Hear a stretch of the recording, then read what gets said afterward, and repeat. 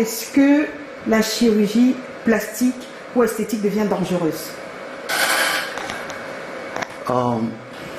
C'est mieux peut-être de passer d'abord par qu'est-ce que c'est, parce qu'il a fait le tour. Tout à fait, voilà. Tout à fait. Ali, dans quel moment que la chirurgie plastique devient dangereuse? Quand les indications posées pour faire la chirurgie plastique ne répondent pas.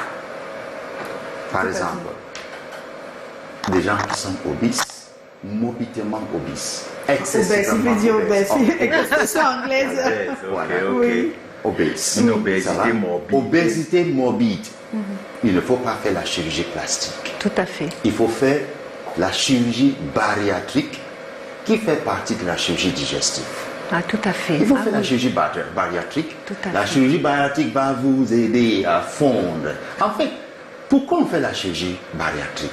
Parce que dans ce genre de personnes, il y a des choses. Parce que nous sommes à l'époque où on dit evidence-based medicine. Ça veut dire qu'on ne pose pas les actes sans avoir les preuves médicales. Tout à fait. Tout à fait. Les preuves médicales montrent qu'il y a des choses qui font fondre la personne, qui peuvent faire que tu peux perdre le poids. Premier, c'est le régime. Tout à fait. Un régime alimentaire bien codifié, bien soigneusement suivi. Tout à fait. Ça, c'est très bien. Il faut faire un régime alimentaire. La deuxième, c'est le sport. Tout à fait. Il faut faire les deux. Ça veut dire que le sport avec le régime, c'est les deux que tu dois faire.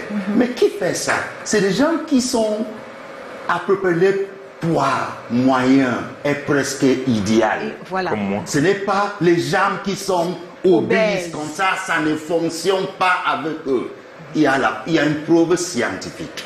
Même si tu fais quoi, ça ne fonctionne pas. Là, il faut faire recul, il faut faire la chirurgie réparatrice. Non, la chirurgie bariatrique. D'accord. Il y a plusieurs types de chirurgie bariatrique à faire. D'accord. Après la chirurgie bariatrique, qu'est-ce que la chirurgie bariatrique va faire?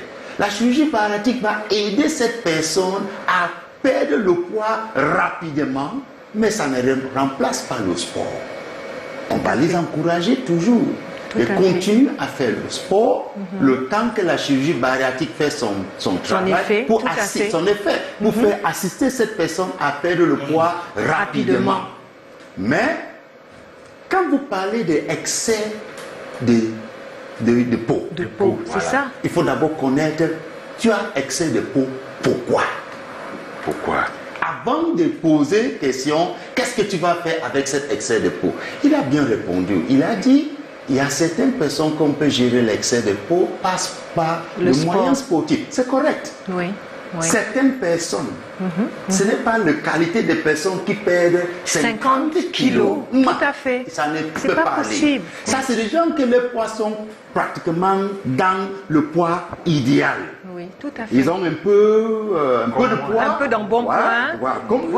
Voilà. Oui. Là, quand ils perdent le poids, il y a excès de peau. Oui. Mais quand il fait le sport, le muscle gonfle, le muscle va remplacer cette graisse qui est partie. Et ça va faire comme si la peau, l'excès de peau est traité par le sport. Mais le sport n'a rien à faire avec ça.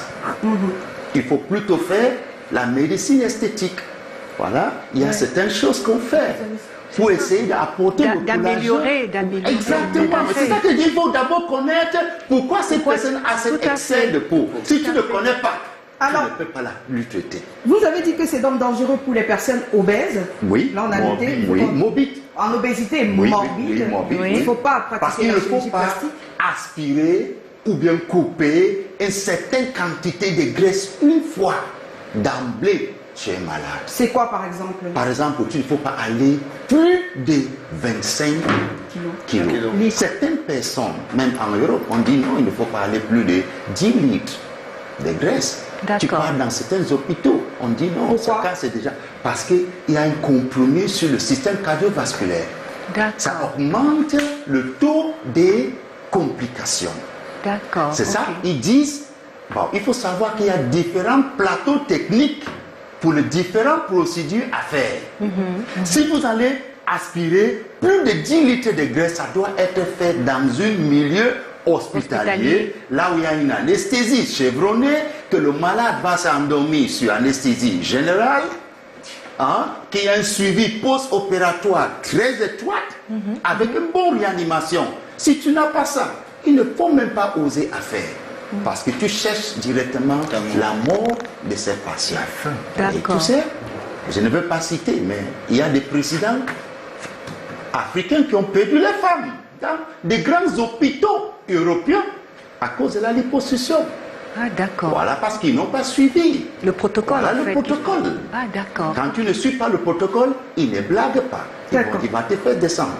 Alors vous, Donald, quand une femme vient vers vous, elle veut non seulement perdre le poids, mais avoir des formes, à la J-Lo, à la, comment on l'appelle, à la Beyoncé et tout ça. Vous faites quoi? Déjà, quand une femme vient vers nous, parce que les femmes ont ce complexe. Et la plupart du temps, ce sont des hommes.